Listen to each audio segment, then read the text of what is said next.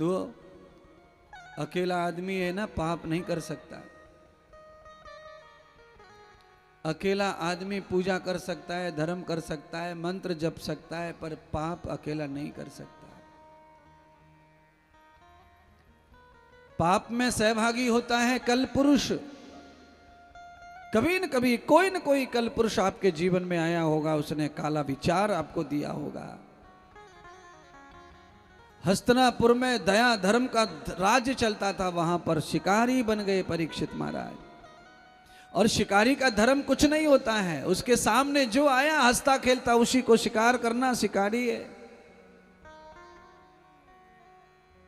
पूरे दिन भर न जाने कितने हिरण को मारा होगा, कितने जानवरों को मारा होगा। कलयुग ने दिन भर पाप राजा से करवाया, क्योंकि कलयुग का वास है हिंसा में।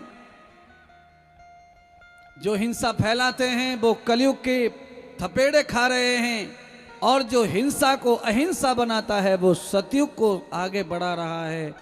आज भी कलयुग है तो आज सतयुग भी है, सब साथ चल रहा है।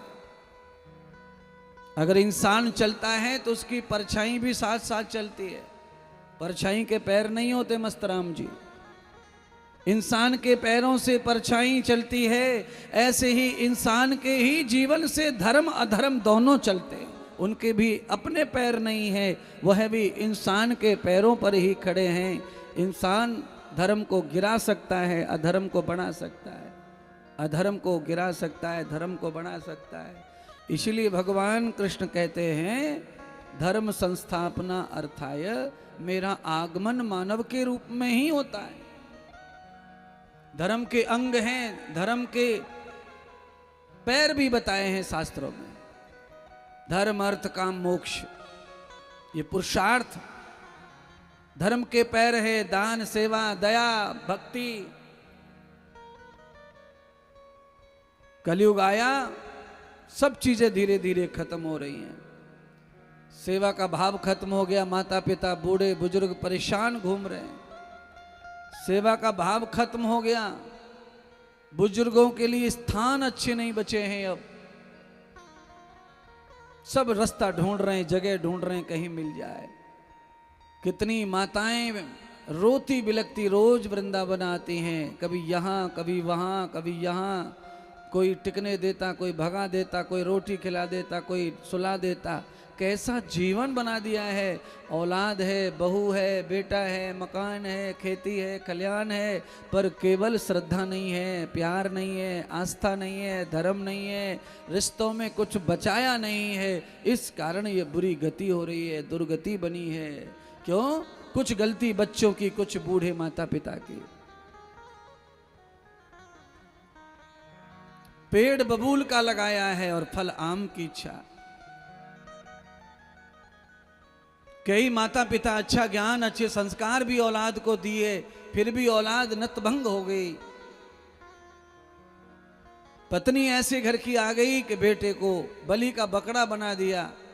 उसे हर हाल में पत्नी का ही होना पड़ा, माता पिता को छोड़कर। बेटा बहुत ही बढ़िया था। अरे ऐसा कोई मत करो, न कोई कन्या करो, न कोई लड़का करो, न कोई बहू करो, न बेटा करो। जिनके घर में रह रहे हो, जिनकी कमाई से बड़े हो पढ़े हो, उनको तो सिर पे बिठा के रखो, उनको डग डग नहीं घूमना पड़े, भटकना पड़े। तब ही प्रभु प्रसन्न होंगे, तब ही तुम्हारा जीवन भी संपन्न सुखी होगा। नहीं तो आगे तुम्हारे भी बच्चे पैदा हो जाएंगे, तुम्हें भी पता चलेगा कैसे कैसे तमाशा करेंगे। परीक्षित ने आज अपने बूढ़े माता पिता का आज्ञा का पालन नहीं किया। हालांकि माता पिता नहीं रहे, पीछे से परीक्षित ने आज्ञा तोड़ दी, विश्वास तोड़ दिया।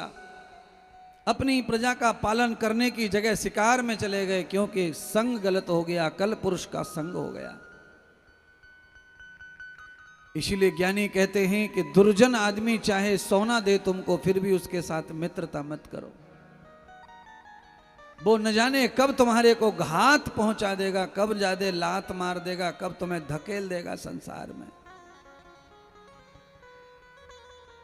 सज्जन आदमी तुमको चाहे भूखा रखता हो, प्यासा रखता हो, डांटता रहता हो, उसका संग मत छोड़ो, क्योंकि वो हर कदम पे तुम्हें उन्नति की ओर ले जा रहा है, आगे बढ़ा रहा है। सज्जन की डांट फटकार भी आशीर्वाद है और दुर्जन का चाटना प्यार करना ये सब श्राप के समान है।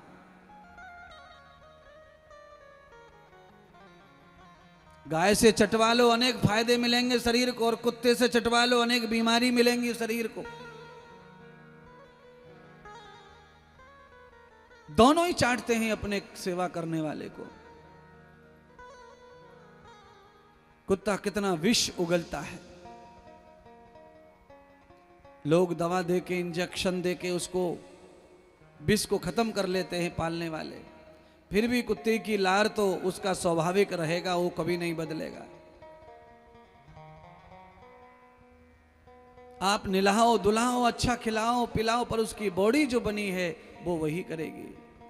सांप को कितना भी अमृत पिला लो उसका विष बनेगा।